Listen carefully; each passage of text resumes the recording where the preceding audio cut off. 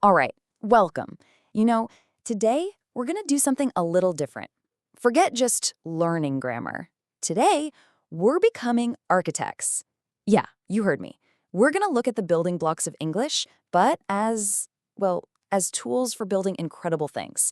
So, let's get to it. Okay, so let's just start with a really basic question. How are sentences actually built? I mean, have you ever stopped to think about it? You look at a sentence, is it just a random string of words? Or is there, some kind of hidden structure? How do we take all these little pieces and build something that actually means something powerful?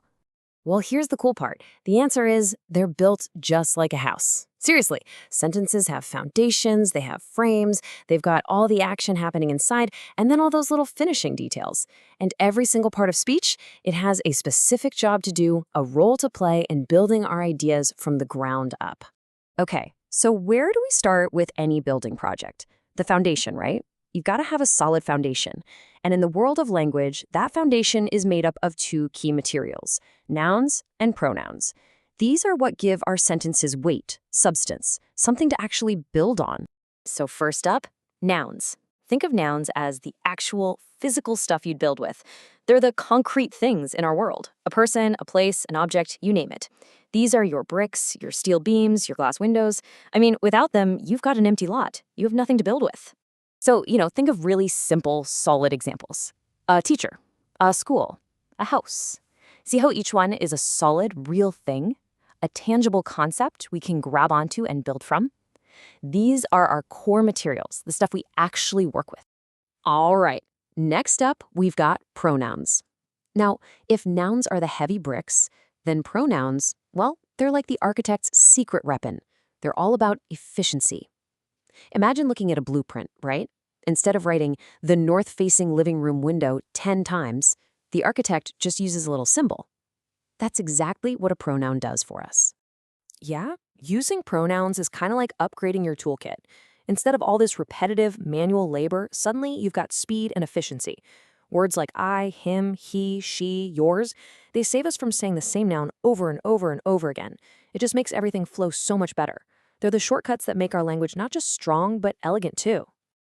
Okay, look at this. It's a perfect side-by-side. On the left, we've got the teacher is great. Totally fine, right? Solid, clear. But check out the right side, the more efficient version. He is great. See that? It's cleaner, it's faster, and it works perfectly if we already know we're talking about the teacher. The pronoun he is doing the exact same heavy lifting as the teacher, but just smoother.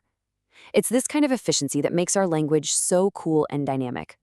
All right, our foundation is poured and set. Now it's time to bring this thing to life. A building isn't just a pile of bricks, right? It's a place where life happens. And that's where verbs and adverbs come storming in. They're all about the action. Verbs. These are the absolute engine of a sentence. I mean it. If nouns are the raw materials, verbs are the construction crew showing up with all their power tools. They're the doing words. They make stuff happen. Without a verb, your sentence is just a stack of bricks sitting there with absolutely no purpose. I mean, just look at these words. Kicking, jogging, crying, adding. You can practically feel the movement in them, can't you? They bring the energy.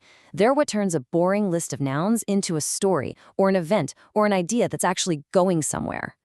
Okay, so if verbs are the workers doing the job, then what are adverbs? Well, they're like the foremen on the job site, giving instructions. They don't swing the hammer themselves, but they tell us how the hammer is being swung. Are the workers moving quickly, carefully, loudly? The adverb is what gives us that super important detail. Just think about it for a sec. Someone can just talk, or they can talk loudly.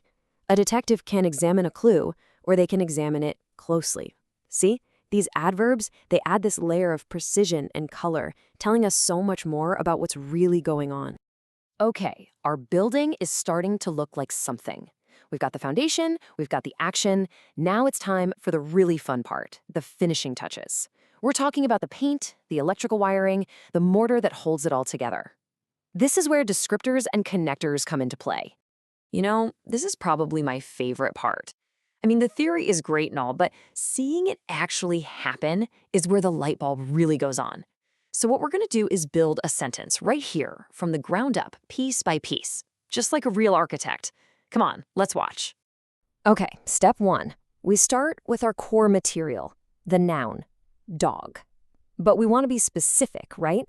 So we use what's called an article, the word the. Think of an article like a spotlight. We're not talking about any dog, we're talking about the dog.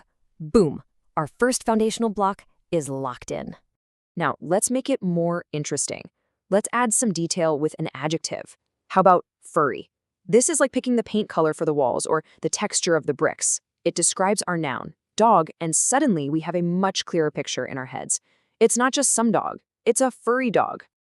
All right, time for some action. Let's get our construction crew in here with a verb, runs. Suddenly, our structure is alive, it's moving. But how is it running? Let's bring in the foreman with an adverb, loudly. Now we have a specific action with a specific quality. You can almost hear the pitter-patter of those paws, can't you? Okay, let's finish this thing. Let's build out the rest of the structure. Check out the final sentence. The furry dog runs loudly, and he chases a ball under the table. Whoa, see that little word and? That's a conjunction. That's the mortar connecting two different rooms, two different ideas together, letting us expand our building. And what about under? That's a preposition. It tells us about location and relationships. Where's the ball? It's under the table. And just like that, every single word has a job, and our structure is complete. So, there you have it. It's pretty amazing, right? Once you start seeing each part of speech as a different building material, you're not just, using words anymore. You're consciously designing. You're constructing meaning. You've just leveled up from someone who uses language to a full-blown language architect. So please, remember this. The parts of speech, they're not just boring rules you have to memorize for a quiz.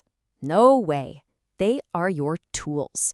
They are your blueprint, your bricks, your power tools, and your paint, the whole shebang. So the only real question left is, now that you have the tools, what are you going to build?